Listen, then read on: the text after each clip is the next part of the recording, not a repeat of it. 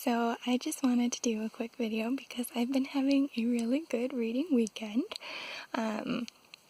Yesterday I read a short story anthology all the way through. It was only like 100 pages, but hey, it's finishing a whole book in a single day, which I haven't done in a while. So this anthology was called Lingering Things and Other Dark Tales by Dana Noraas. I've never heard of her before. I think it's her first book, but I found it on Kindle and I was in the mood for some spooky stories, so I went for it. She said that she's trying to do like a trilogy anthology, somewhat akin to the Scary Tales to Tell in the Dark books, which was really fun. I could see the influence of that definitely in the style of her writing, and I think it'd be fun to read some of her other anthologies when they come out too because of that. So I mean, overall, I did enjoy it, but I will say that they weren't the spookiest stories that I've ever read. For me, either the scary elements didn't go quite as dark as I was wanting them to, or a few of the endings fell kind of flat. So, as an example, let's look at the Whistle for Me story. It had a really great setup. Where it talks about this mom who's got an autistic son, and since he's autistic and can't do well socially, he's had an experience in a store, I think, where he started screaming and kicking people because he got lost and couldn't find mom. And so after that, she gave him a silver whistle so that if he came into one of those situations again, he could just blow on the whistle and she could come find him. So great setup. We see them at a park. She gets distracted reading a book. He disappears. The whistle goes off. She goes running, searching, trying to find him, and he just completely disappears. So then the rest of the story takes place from the perspective of a child in like a neighborhood who I think was also a little older than the boy who disappeared, but you go through kind of the ups and downs in that neighborhood of the parents are all panicked and then it kind of calms down, and then eventually he ends up walking home alone. And as he's walking home alone, he comes across this monster, and the monster was described so well. It was so creepy and so, I loved it. I was like, yes, yes, yes. And then he trips, and there's like a car horn, and then he wakes up at home. So it's implied that he was basically rescued because his mom was driving down the street and saw him. And then we end the story with him hearing this tapping sound, and he looks out the window and there's the whistle like tapping against the window, which in and of itself fairly scary image, but for me it was a disappointing ending because I was expecting that you would end it with either we find some way to defeat this monster, we find some way to bring the other boy back, or we discover like his dead body or something. You know, it didn't feel like it had enough conclusion to the ending for me.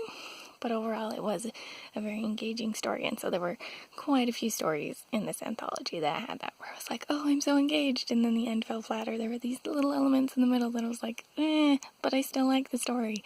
There were, however, a few that I did really enjoy.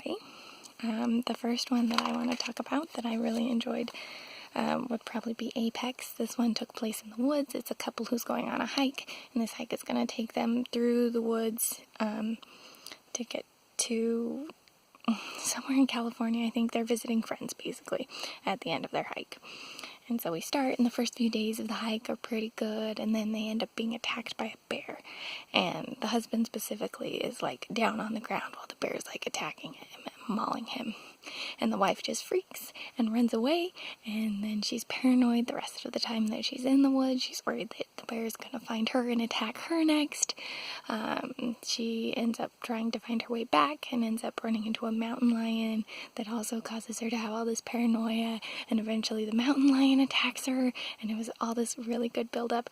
And the ending, I think this one was the only one I'd say had a perfect ending for me, because she's just barely been attacked by this mountain lion, and then she hears people coming up and she can kind of see them, but her vision's getting all blurry, so you don't know if she's gotten such serious wounds from the mountain lion that she's dying right then, or if she's just like passed out and she'll get rescued.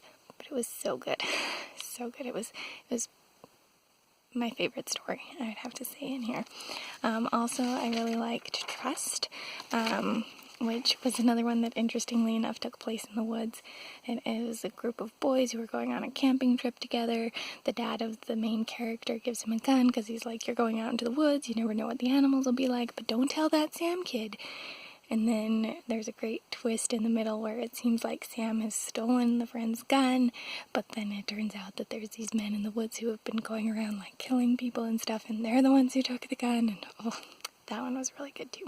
I don't want to say too much more about it because I probably already spoiled too much, but that one was also really good. Again, there were some things at the ending of it that I was like, we probably didn't need to cover a PTSD pamphlet, but the actual last line where he's like, he'd survived, but he didn't think he'd live again, that was good.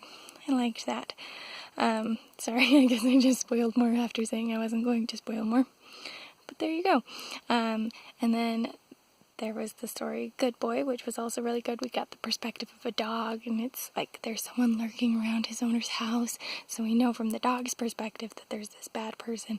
And then the wife's perspective, she works at a pet store, and this man comes in and wants to get like treats for a dog, and you're like, oh no, he's gonna try to trick the dog. And it had a really great setup, and then overall it was still really good. But after the dog ends up attacking this man, he goes to the hospital, and I'm like, that seems like not a choice you would make in those circumstances, because you've got to know that the police would have a call out for you. And then it just like ends with essentially implying that the hospital's caught him and he'll stay caught.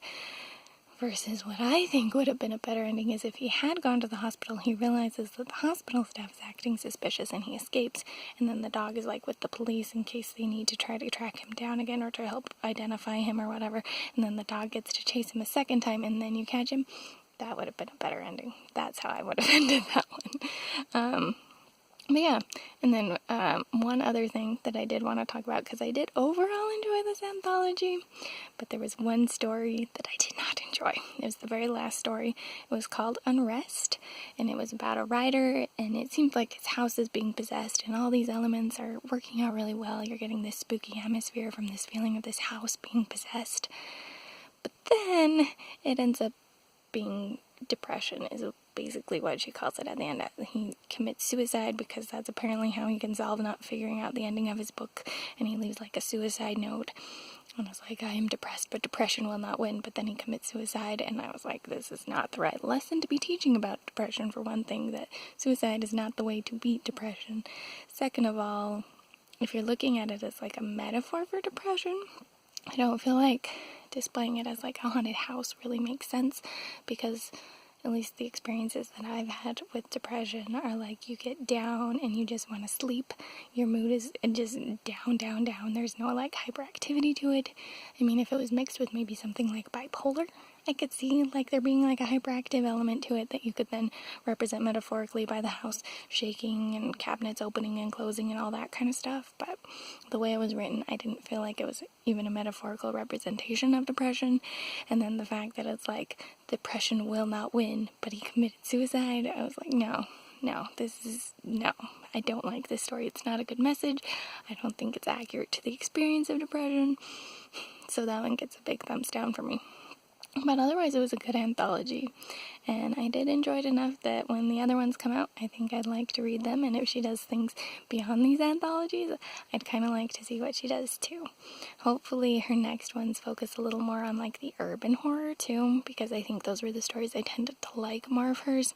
Some supernatural elements were good, but I don't think she had developed them quite well enough, so if she figures out how to develop them a little more in the other anthologies, I'll probably like them more too. So yeah, and just in general, I wanna see how her writing develops as these other anthologies come out too. So that's all I have to say about that. If any of you happen to have read Lingering Things or are interested in reading Lingering Things after this, let me know. Tell me your thoughts if you happen to read them, or if you go out and read them, if you agree, disagree, what your favorite stories were from it, and all that kind of thing. But that's all I've got for now.